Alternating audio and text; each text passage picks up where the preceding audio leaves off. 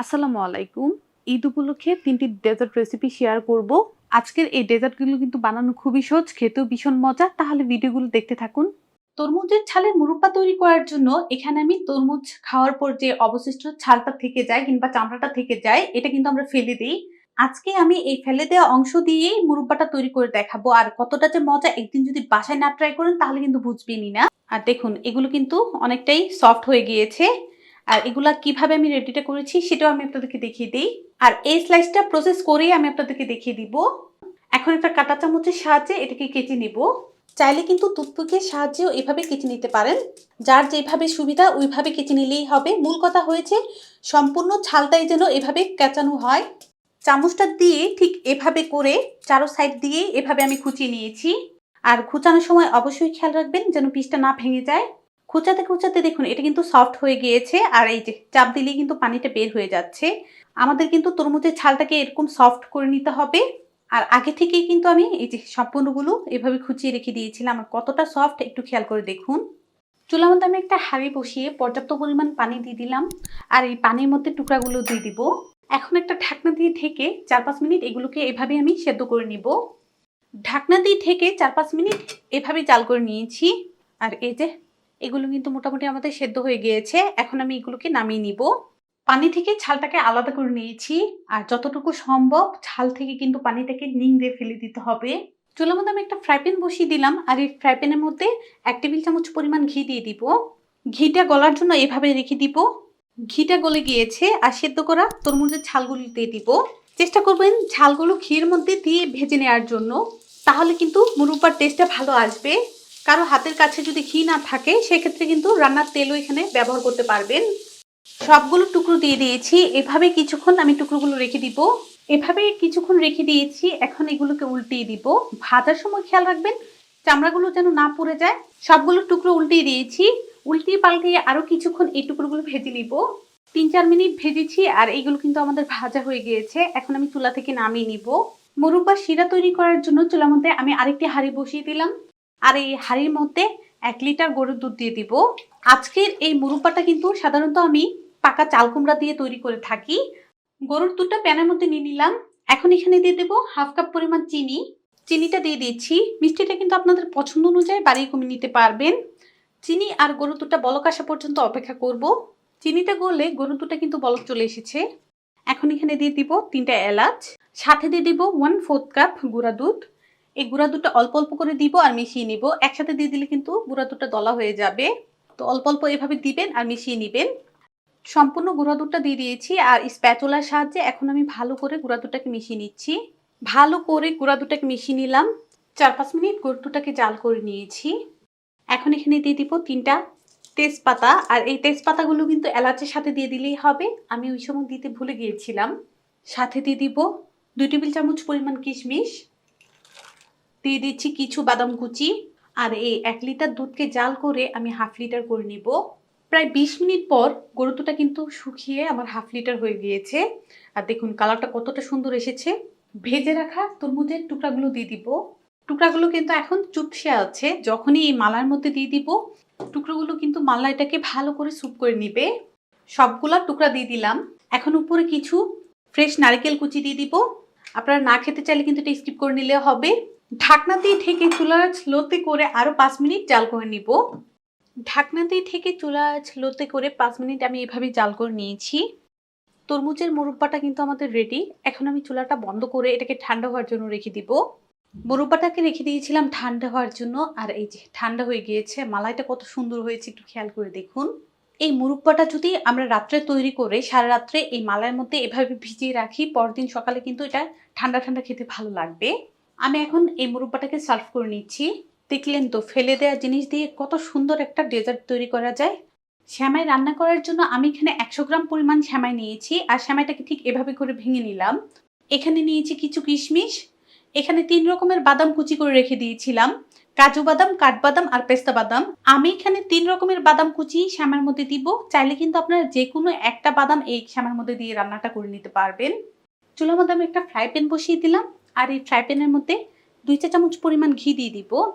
ঘিটা দিলে কিন্তু সেমাইটা খেতে ভালো লাগবে। ঘিটাকে গলানোর জন্য এভাবে রেখে দিব। ঘিটাকে গলিয়ে নিলাম। ওই যে ভেঙে রাখা সেমাইগুলো এখন এই ঘির মধ্যে ঢেলে দিব।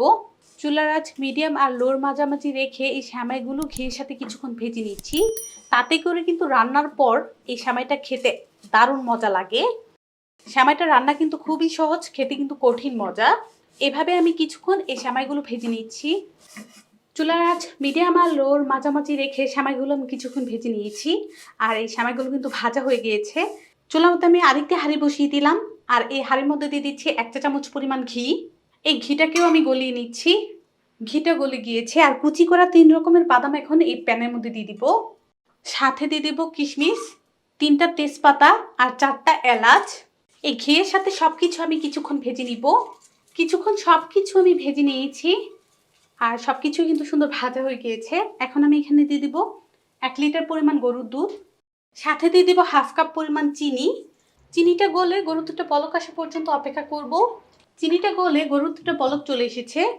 এখন এখানে দিয়ে দিব 1 চিমটি পরিমাণ লবণ। এখন এই গরুর দুধটাকে জাল করে আমি কিছুটা শুকিয়ে নিব। 1 লিটার দুধকে জাল করে আমি 700 মিলি করে নিলাম। এখন এখানে দিয়ে দিব 2 টেবিল চামচ পরিমাণ গুঁড়া দুধ। এই গুঁড়া দুধটা অল্প অল্প করে দিব আর স্প্যাচুলাটা দিয়ে মিশিয়ে নিব। গুঁড়া দুধটা দিলে কিন্তু খেতে ভালো লাগবে, কেউ চাইলে কিন্তু এটা স্কিপ করে নিলে হবে। গুঁড়া দুধটা স্প্যাচুলাটা দিয়ে ভালো করে মিশিয়ে নিলাম। ভেজে রাখা সেমাইটা এখন দিয়ে দিব। চুলার আঁচ মিডিয়াম করে আরও কিছুক্ষণ এই সেমাইটাকে সেদ্ধ করে নিচ্ছি। সেমাইগুলো দেওয়ার ঠিক 5 মিনিট আমি এই দুধটাকে জাল করেছি। আর এর মাঝে দেখুন সেমাইটা কিন্তু সেদ্ধ হয়ে গিয়েছে। গরুর দুধটা কিন্তু আগে থেকেও ঘন হয়ে গিয়েছে। এই অবস্থায় কিন্তু আমাদের সেমাইটা চুলা থেকে নামিয়ে নিতে হবে, না হলে কিন্তু এটা ঠান্ডা হওয়ার পর আরও ঘন হয়ে যাবে। তো আমি এখন চুলাটা বন্ধ করে সেমাইটাকে ঠান্ডা হওয়ার জন্য রেখে দিচ্ছি। সেমাইটা ঠান্ডা করার পর সার্ভ করে নিচ্ছি। আশা করছি ঈদের দিন যদি ঠান্ডা ঠান্ডা এই সেমাইটা সার্ভ করা হয় তাহলে সবারই মন জুড়িয়ে যাবে। গাজরের ক্যারামেল পুডিং তৈরি করার জন্য এখানে আমি মিডিয়াম সাইজের 3টা গাজর ছিলে একটা গ্রেটার দিয়ে ঠিক এভাবে কুচি করে নিয়েছি। গাজরের কুচিগুলো সেদ্ধ করার জন্য চুলার মধ্যে আমি একটা ফ্রাই প্যান বসিয়ে দিলাম। আর এই ফ্রাই প্যানের মধ্যে 1.5 টেবিল চামচ পরিমাণ বাটার দিয়ে দিব। আপনারা চাইলে কিন্তু বাটারের পরিবর্তে ঘিটাও ইউজ করতে পারবেন। বাটার কিংবা ঘি দুইটার একটা দিয়ে করলেই কিন্তু হবে। বাটারটা দেখুন গলে গিয়েছে। এখন দিয়ে দিব কুচি করা গাজরগুলো। গাজর কুচিগুলো বাটারের সাথে কিছুক্ষণ আমি ভেজে নিচ্ছি। আর চুলা আঁচটা মিডিয়ামে আছে। মিডিয়াম আছে কিন্তু অনবরত নেড়ে এগুলোকে কিছুক্ষণ ভেজে নিতে হবে। 3 থেকে 4 মিনিট গাজর কুচিগুলো এভাবেই ফ্রাই প্যানের মধ্যে ভেজে নিয়েছি। গাজর কুচিটা আমাদের ভাজা হয়ে গিয়েছে। এখন এখানে 1 কাপ পরিমাণ গরুর দুধ দিয়ে দিব। গরুর দুধটা দেওয়ার পর স্প্যাচুলাটা দিয়ে সবকিছু মিশিয়ে দিচ্ছি। এখন একটা ঢাকনা দিয়ে ঢেকে চুলার আঁচ লোতে করে আরও 5 মিনিট এটাকে সেদ্ধ করে নিচ্ছি। ঢাকনা দিয়ে ঢেকে 5 মিনিট সেদ্ধ করে নিয়েছি। এই 5 মিনিটের মাঝে কিন্তু আমি একবার ঢাকনা খুলে নেড়ে দিয়েছিলাম। অল্প করে স্প্যাচুলার মধ্যে গাজর কুচি নিয়ে নিয়েছি। আর এই যে দেখুন সেদ্ধ হয়ে গিয়েছে। চুলাটা অফ করে দিয়েছি আর ঠান্ডা হওয়ার জন্য রেখে দিব। এখানে একটা ব্লেন্ডারের জার নিয়েছি। আর এই যে গাজর কুচিটা সেদ্ধ করেছিলাম এই জারের মধ্যে নিয়ে নিব। গাজর কুচিগুলো কিন্তু আমি ঠান্ডা করে তারপর নিয়েছি। ঝাড় ঢাকনাটা লাগিয়ে ভালো করে ব্লেন্ড করে নিচ্ছি। গাজর কুচিগুলো ব্লেন্ড করে নিয়েছি। ঢাকনাটা খুলে দেখায় কেমন ব্লেন্ড হয়েছে। এই যে একদম কিন্তু পেস্ট হয়ে গিয়েছে। পুডিংয়ের মিশ্রণটা তৈরি করার জন্য এখানে একটা বাটি নিয়ে নিলাম। আর এই বাটির মধ্যে 2টা ডিম ভেঙে নিব। একটা হ্যান্ড উইচ দিয়ে ভালো করে ডিম 2টাকে ফেটিয়ে নিচ্ছি। 2টা ডিম আমি ভালো করে ফেটিয়ে নিলাম। এখন দিয়ে দিচ্ছি 1/3 কাপ চিনি। চিনিটা দেওয়ার পরে এই ডিমের সাথে এই হ্যান্ড উইচটা দিয়ে ভালো করে মিশিয়ে নিব। ডিমের সাথে চিনিটাকে আমি মিশিয়ে নিলাম। এখন এখানে দিয়ে দিব 1 কাপ পরিমাণ গরুর দুধ। দুধটাকে জাস্ট আমি শুধু জাল করে নিয়েছি। গরুর দুধটা দেওয়ার পর আবারও এই হ্যান্ড উইচটা দিয়ে ভালো করে মিশিয়ে নিতে হবে, যেন দুধটা ডিমের মিশ্রণের সাথে মিশে যায়। সবকিছু ভালো করে মিশিয়ে নিলাম। এখানে আমি 1/4 চা চামচ পরিমাণ ভ্যানিলা এসেন্স দিয়ে দিচ্ছি। ভ্যানিলা এসেন্সটাও আমি উইচটা দিয়ে মিশিয়ে নিলাম। এখানে একটা বাটি নিয়েছি আর বাটির মধ্যে একটা ছাঁকনি নিয়ে নিলাম। ডিমের মিশ্রণটা এই ছাঁকনির মধ্যে এখন ছেঁকে নিব। ছেঁকে নেওয়ার কারণে দেখুন ডিমের যে অবশিষ্ট অংশগুলো আছে সেগুলো কিন্তু আমাদের ছাঁকনির মধ্যে রয়ে গিয়েছে। এখন দিয়ে দিচ্ছি ওই যে ব্লেন্ড করা গাজরের মিশ্রণটা। আমার কিন্তু এখানে 1 কাপ পরিমাণ গাজরের মিশ্রণ হয়েছে। উইচটা দিয়ে ভালো করে মিশিয়ে নিচ্ছি। গাজরটাকে সবকিছুর সাথে ভালো করে মিশিয়ে নিয়েছি। আর এই যে পুডিং এর মিশ্রণটা কিন্তু আমাদের রেডি। এখন আমরা ক্যারামেলটা সেট করে নিব। ক্যারামেলটা তৈরি করার জন্য চুলার মধ্যে আমি একটা ফ্রাই প্যান বসিয়ে দিলাম। আর এই ফ্রাই প্যানের মধ্যে 1/4 কাপ চিনি দিয়ে দিচ্ছি। চিনিটাকে এভাবেই আমি কিছুক্ষণ রেখে দিব। কিছুক্ষণের মধ্যে দেখুন চিনিটা কিন্তু গলতে শুরু হয়ে গিয়েছে। স্প্যাচুলাটা দিয়ে ঠিক নেড়ে চিনিটা এভাবে মিশিয়ে নিচ্ছি। আর দেখুন চিনির মধ্যে হালকা একটা কালার চলে এসেছে। এখনো কিন্তু আমাদের ক্যারামেলের কালারটা আসে নাই। আর এই যে দেখুন সুন্দর একটা সোনালী কালার চলে এসেছে। এখন আমি চুলাটা অফ করে ক্যারামেলটা সেট করে নিচ্ছি, না হলে কিন্তু এটা তিতো হয়ে যাবে। পুডিংটা সেট করার জন্য এখানে একটা কেক মোল্ড নিয়েছি, আর এই মোল্ডের মধ্যে এখন ক্যারামেলটা ঢেলে দিচ্ছি। সঙ্গে সঙ্গে কিন্তু ক্যারামেলটা মোল্ডের চারো সাইডে লাগিয়ে নিতে হবে। ঠিক আমি যেভাবে এটাকে ঘুরিয়ে লাগিয়ে নিয়েছি। এখন এটাকে রেখে দিব সেট হওয়ার জন্য। ক্যারামেলটাকে সেট হওয়ার জন্য রেখে দিয়েছিলাম, আর এটা দেখুন সেট হয়ে গিয়েছে। এখন পুডিং বানানোর জন্য যে মিশ্রণটা রেডি করে রেখে দিয়েছিলাম সেটাকে নাড়া দিয়ে এই বাটির মধ্যে ঢেলে দিচ্ছি। সম্পূর্ণ মিশ্রণটা আমি বাটির মধ্যে ঢেলে দিয়েছি। এখন একটা ফয়েল পেপার দিয়ে এই মোলটাকে মুড়িয়ে নিচ্ছি। পুডিংটা স্টিম করার জন্য চুলার মধ্যে আমি একটা হাঁড়ি বসিয়ে পানি দিয়েছি, আর সাথে একটা স্ট্যান্ড দিয়ে দিয়েছি। আর পানিটা কেমন দিয়েছি একটু খেয়াল করে দেখুন। এখন এই পুডিং এর মোলটাকে আমি স্ট্যান্ডের উপর বসিয়ে দিব, তারপর ঢাকনা দিয়ে ঢেকে দিচ্ছি। আর ঢাকনা দিয়ে এই ছিটিটা আমি একটা লবঙ্গ সাহায্যে বন্ধ করে দিচ্ছি। চুলার আঁচ মিডিয়াম করে 30 মিনিট আমি এটাকে এভাবে স্টিম করে নিব। তাহলে 30 মিনিট পর দেখাই। ঢাকনা দিয়ে ঢেকে 30 থেকে 35 মিনিট স্টিম করে নিয়েছি। ঢাকনাটা উঠিয়ে নিব, আর এখন চেক করে দেখবো পুডিংটা আমাদের হয়েছে কিনা। উপরের ফয়েলটাকে আমি আলতো করে সরিয়ে নিচ্ছি। পুডিংটা কিন্তু আমাদের এই 35 মিনিটের মধ্যে একদমই সেট হয়ে গিয়েছে। এখন আমি এই পুডিং এর মোলটাকে নামিয়ে নিব। পুডিংটাকে রেখে দিয়েছিলাম ঠান্ডা হওয়ার জন্য। এটা ঠান্ডা হওয়ার পর আমি ফ্রিজের মধ্যে 30 মিনিট রেখে দিয়েছিলাম।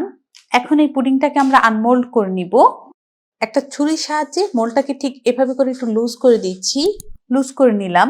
মোল্ডের উপরে একটা প্লেট রেখে দিচ্ছি, তারপর এটাকে উল্টো করে দিব, আর হাত দিয়ে জাস্ট এভাবে একটু ঝাঁকিয়ে নিব। আর মাশাআল্লাহ দেখুন আমাদের পুডিংটা একদম পারফেক্ট একটা কালার এসেছে। পুডিংটা আমি আপনাদের সঙ্গে কেটে শেয়ার করছি কতটা পারফেক্ট হয়েছে। এখন উঠিয়ে দেখাই কতটা পারফেক্ট ভাবে পুডিংটা হয়েছে। তৈরি করে নিয়েছি গাজর আর ডিমের ক্যারামেল পুডিং। সবাই ভালো থাকবেন, সুস্থ থাকবেন। আল্লাহ হাফেজ।